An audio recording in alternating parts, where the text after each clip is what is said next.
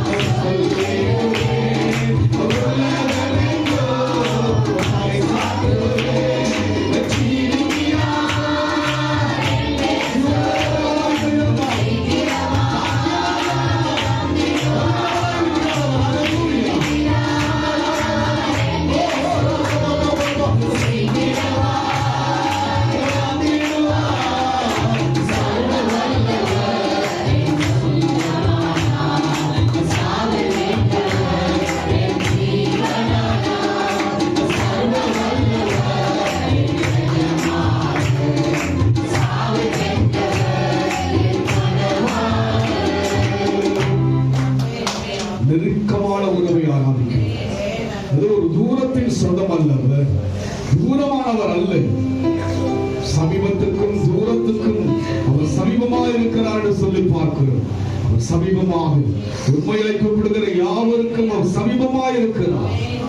பக்கத்தில் தான் கர்த்தர் இருக்கிறார். இதை விட பெரிய பாக்கி நமக்கு. அவர் நாமத்தில் பிரசாதப்படுகிற எந்த ஸ்தானத்தில் அவர் கடந்து வந்து நம்மோடு இருக்கிறார். கூட இருப்பதனால சங்கடங்கள், தவிப்புகள், குழப்பங்கள், தடுமாற்றம் எல்லாம் விலக்கிட்டு சந்தோஷமா தேவனை ஆராதிப்போம். சந்தோஷத்தோடு ஆராதிக்கணும். அந்த தேவனுடைய நினைவெல்லாம் நமக்கு சமாதானம் கொடுக்க முடியும், சந்தோஷம் கொடுக்க முடியாத ஒரு தேவனா இருக்கிறதுனால நம்ம தேவனை சந்தோஷம் ஆராதிப்போம். சங்கடங்கள் எல்லாம் விலக்கிடுங்க, சஞ்சலத்தெல்லாம் மாத்திடுங்க, தூரமாக்கிடுங்க, எல்லாம் தூரமாக்கிடுங்க. கர்த்தர் பக்கத்துல வந்துட்டீங்க. சந்தோஷம் தான், சந்தோஷம் தான் நமக்கு. சந்தோஷம் பொங்குதே, சந்தோஷம் பொங்குதே, சந்தோஷம் என்னில் பொங்குதே. அல்லேலூயா. இயேசு என்னை ரட்சித்தார், முற்றும் என்னை மாற்றினார். சந்தோஷம் என்னில் பொங்குதே. இப்போது முற்றும் மாற்றப்படுகிறதுதான் சந்தோஷம். சந்தோஷம் பொங்குதே, சந்தோஷம் பொங்குதே, சந்தோஷம் என்னில் பொங்குதே.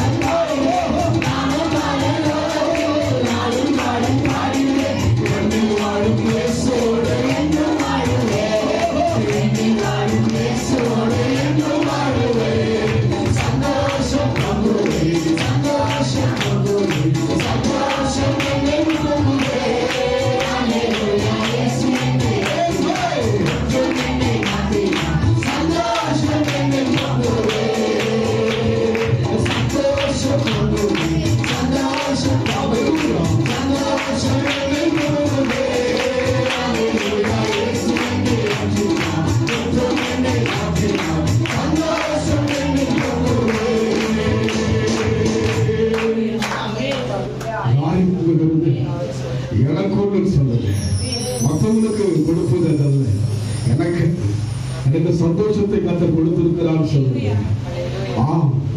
தேவன் நமக்கு எல்லாவற்றையும் கொடுக்க சித்தமாக இருக்கிறார்.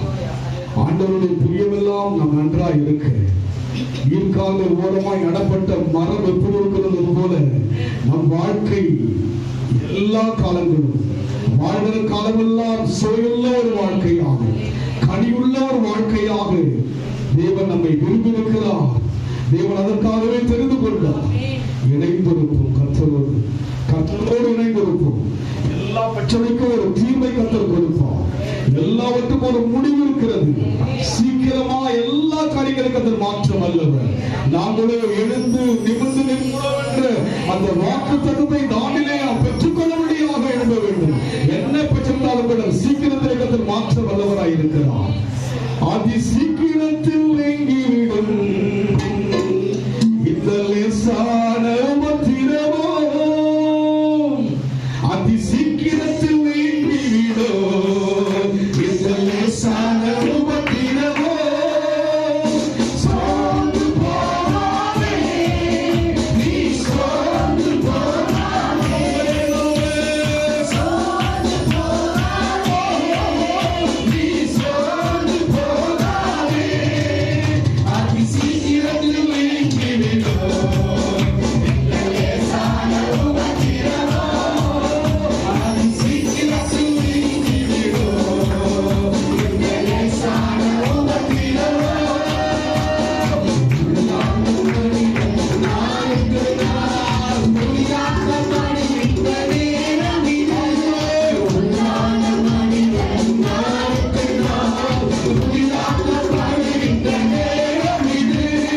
சோர்ந்து போகாதே, நீ சோர்ந்து போகாதே, சோர்ந்து போகாதே, நீ சோர்ந்து போகாதே.